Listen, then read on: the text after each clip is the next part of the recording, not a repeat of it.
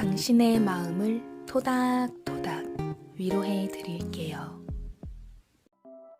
오늘 제가 가지고 온 책은 지난 시간에 이어 마찬가지로 비만의 종말입니다. 부제로는 어느 비만 수술 전문 의사의 고백. 출판사 사이몬 북스, 저자 가스 데이비스입니다.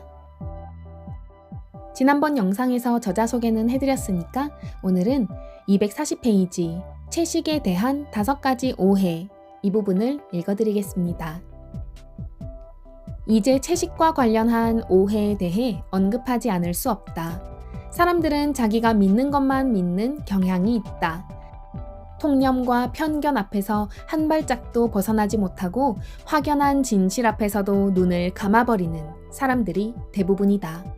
인간은 그처럼 생각을 바꾸기가 힘든 동물이다. 20세기 이전에 고착화된 주입식 교육과 식품업계와 육류업계가 미디어와 결탁해서 심어놓은 왜곡된 지식에서 한 발짝도 물러서지 못한다. 생각이 바뀌면 그것에 맞추어서 생활을 바꾸어야 하는데 생활을 바꾸는 것이 생각만큼 쉽지 않기 때문이다. 그래서 나이가 들수록 보수적인 경향을 띠게 된다. 세상에는 참과학과 상업화된 과학이 있다. TV만 틀면 상업화된 과학이 눈과 귀를 통해 당신을 교육시킨다. 방송국은 광고로 먹고 사는 사업체다. 방송국의 스폰서가 육류업체와 식품업체와 제약업체라는 말이다. 자기에게 돈을 지불하는 그 스폰서들에게 해를 끼치는 말을 방송국에 할 수 있겠는가? 미디어는 진실을 말할 수가 없다. 진실을 말하는 순간 미디어는 존재할 수 없기 때문이다. 미디어로부터 연구비도 홍보비도 받지 않기로 한 내가 지금부터 당신의 편견에 대해 말해보겠다. 오해를 풀어드리겠다는 말이다. 하루 3끼를 먹고 골고루 먹지 않으면 비타민이 결핍된다는 주장이 있다. 그러나 내가 진료한 수백 수천 명의 육식주의자들은 모두 비타민이 극도로 결핍되어 있었다. 육식을 위주로 골고루 먹는 사람들은 비타민 B12와 비타민 D 그리고 티아민과 철분 등이 결핍되어 있었다. 그들은 모두 비만이었으며 골다공증의 비율이 현저하게 높았다. 구체적으로 살펴보자. 오해 1. 비타민 B12가 결핍되었다고? 채식을 하면 비타민 B12가 부족해져서 건강에 나쁘다고 주장하는 사람들이 있다. 그리고 엄격한 비건, 괄호 열고, 공장에서 생산한 비건 식품을 사랑하는 정크 비건, 괄호 닫고, 들 사이에서 실제로 비타민 B12가 결핍된 사람들이 있는 것도 사실이다. 그러나 앞서 말했듯이 육식주의자들 역시 비타민 B12가 부족한 경우가 많다. 농산물이 원시적인 형태로 생산되던 시절에는 B12를 충분히 쉽게 얻을 수 있었다.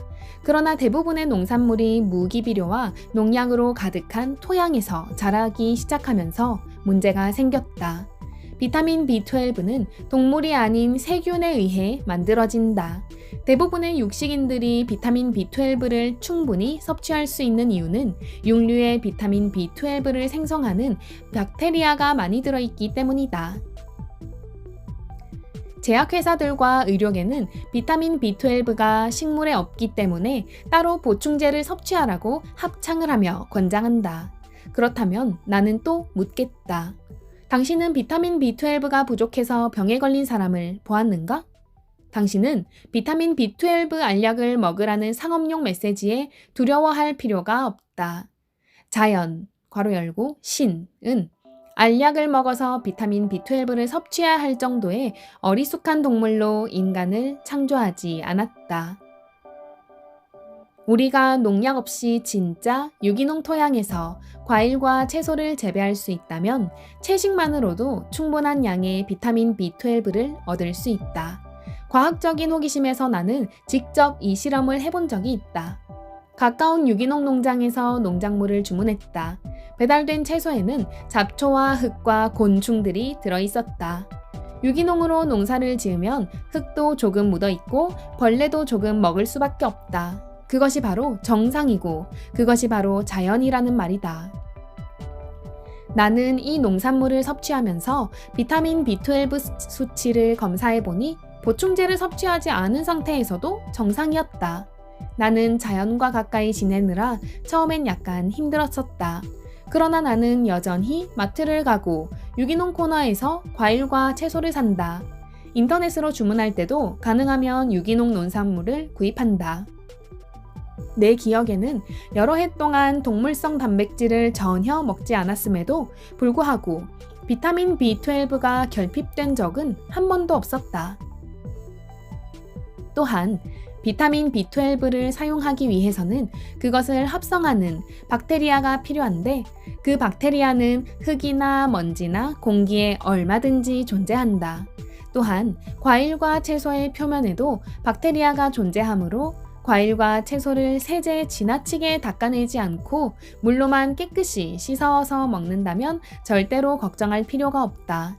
또한 위와 장에 있는 박테리아를 통해서도 알맞은 양의 비타민 B12를 얻을 수 있다. 그뿐만 아니라 자연상 식초나 동양의 발효식품인 간장과 된장에도 이 박테리아가 존재하므로 차고도 넘친다고 할 수 있다.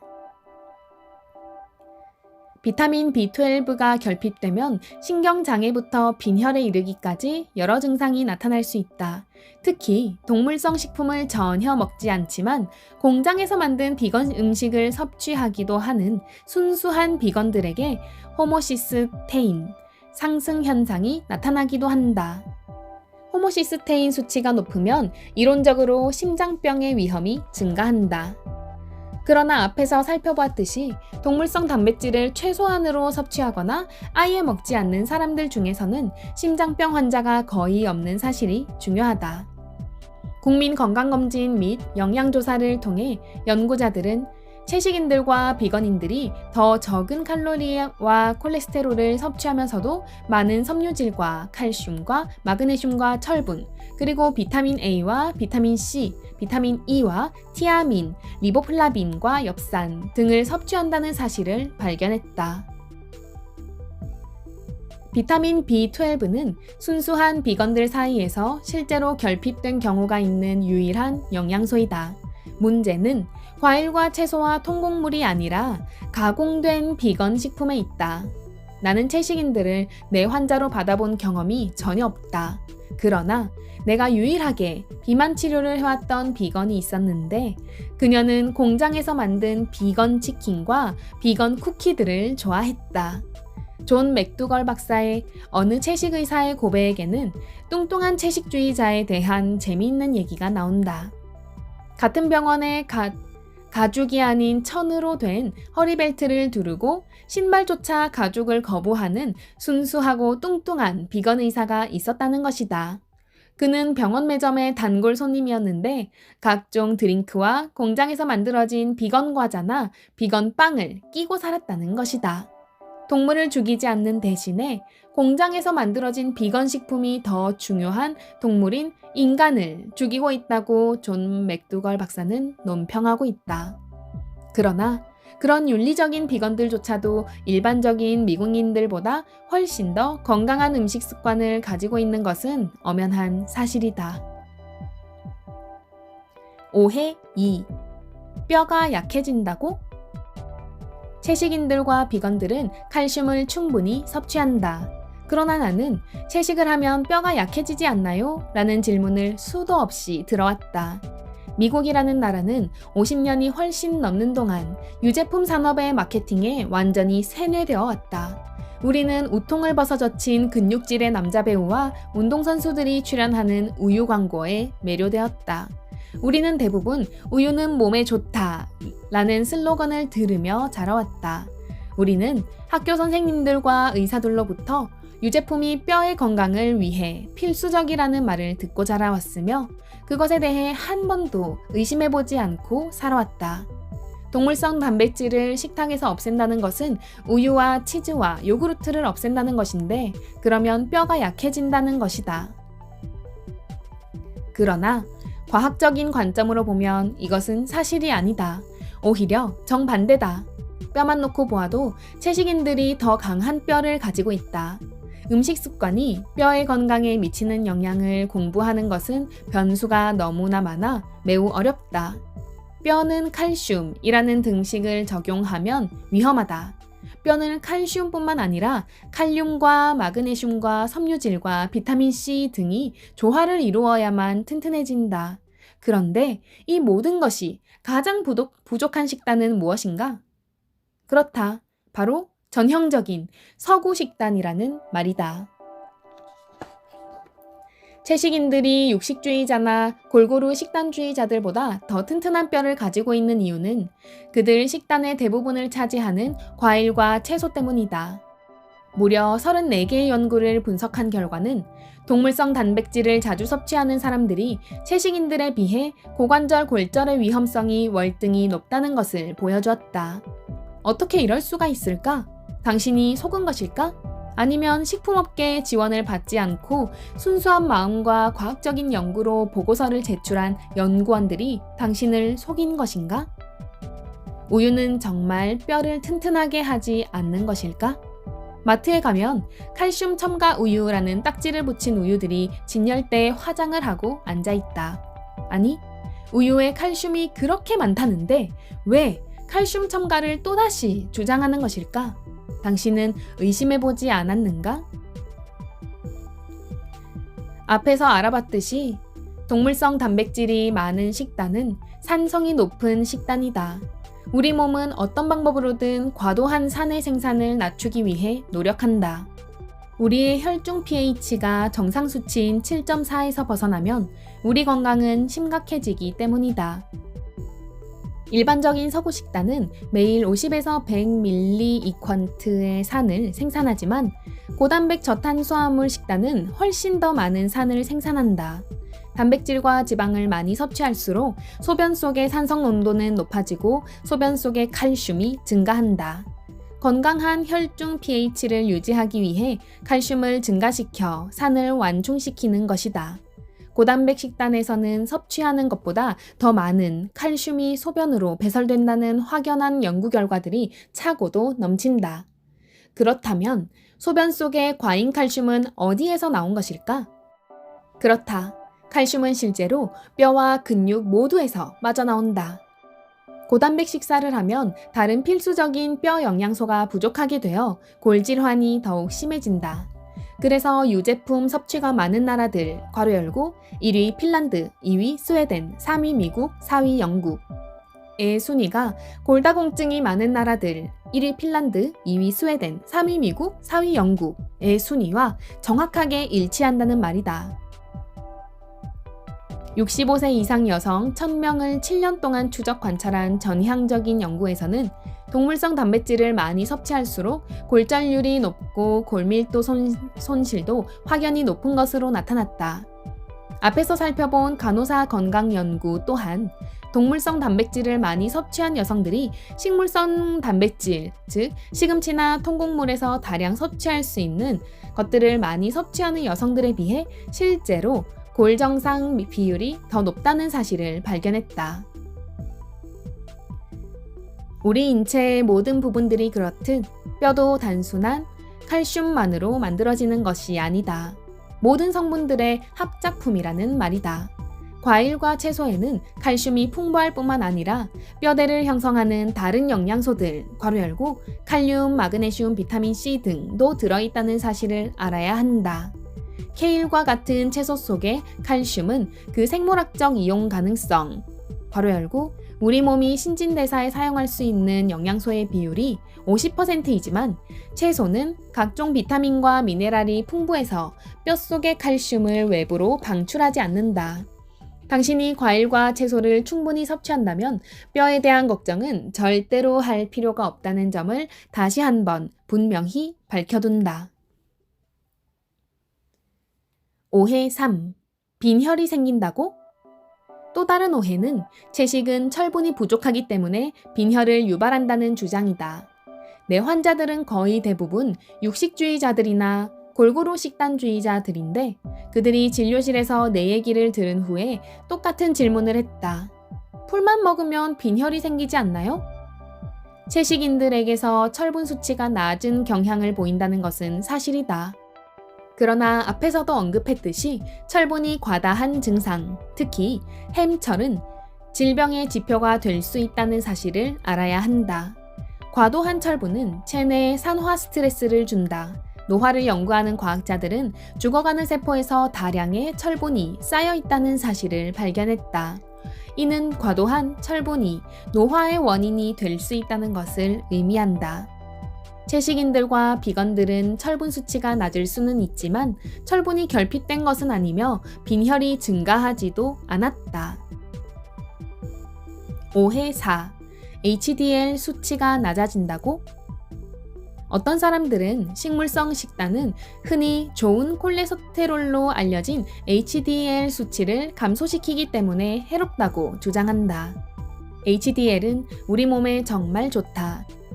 HDL은 우리 몸 혈관 내벽에 쌓인 불순물과 플라크를 청소하고 혈액순환을 원활하게 해주는 역할을 한다. 그러나 만일 동물성 콜레스테롤을 먹지 않는다면 HDL은 필요 없다. 그러니까 혈관이 깨끗하다면 청소기가 필요 없다는 말이다. 채식인들은 HDL 수치가 낮지만 우리가 앞에서 살펴보았던 것처럼 심장병 발병률은 현저하게 낮다. 저탄수화물, 고단백질 식단은 일반적으로 HDL을 증가시키기 때문에 이롭다고 생각한다. 연구 결과 나쁜 콜레스테롤인 IDL이 상승하는 것은 좋은 콜레스테롤인 HDL이 낮아지는 것보다 심장 질환에 훨씬 위험한 것으로 나타났다. 채식을 하면 몸속에 독성 물질과 나쁜 콜레스테롤이 거의 없는데 그것들을 청소하는 청소기가 무슨 필요가 있다는 말인가? 우리 몸은 이처럼 나쁜 것들이 나타날 때야 비로소 스스로 청소기를 작동시키는 자연 치유의 힘을 가지고 있다. 자연은 우리가 어설픈 지식으로 분석하고 재단할 수 있는 허름한 존재가 아니다. 오해 5. 채식인들은 허약하다고? 마지막으로 채식을 하면 허약해진다는 선입견도 있다. 그러나 너무도 많은 운동선수들이 채식으로 전환하고 있다는 사실은 그렇게 많이 알려지지 않았다. 아리안 포스터나 토니 곤잘레스 같은 축구 선수들, 티모시 브래들리와 같은 권투 선수들, 그리고 UFC 파이터 맥 덴지그와 같은 선수들이 자신의 운동 능력을 향상시키기 위해서 식물성 식단으로 전환했다. 채식주의자인 데이브 스콧은 세계 철인 선수 대회에서 6차례나 우승하며 역사상 최고의 철인 3종 경기 선수로 자리를 차지하고 있다. 그러나 무엇보다도 가장 유명한 채식주의 운동선수는 단연코 칼 루이스이다. 그는 1984년에서 1996년까지 4차례 올림픽 대회에서 총 9개의 금메달과 1개의 은메달을 획득하였으며 1983년에서 1993년까지 4차례의 세계 육상선수권 대회에서 8개의 금메달을 비롯해 총 10개의 메달을 획득했다. 그는 채식으로의 전환이 자신의 경기력을 혁신적으로 상승시킨 원인이었다고 고백한 바 있다. 리치롤은 채식 식단이 자신의 삶을 바꾸었다고 고백했다.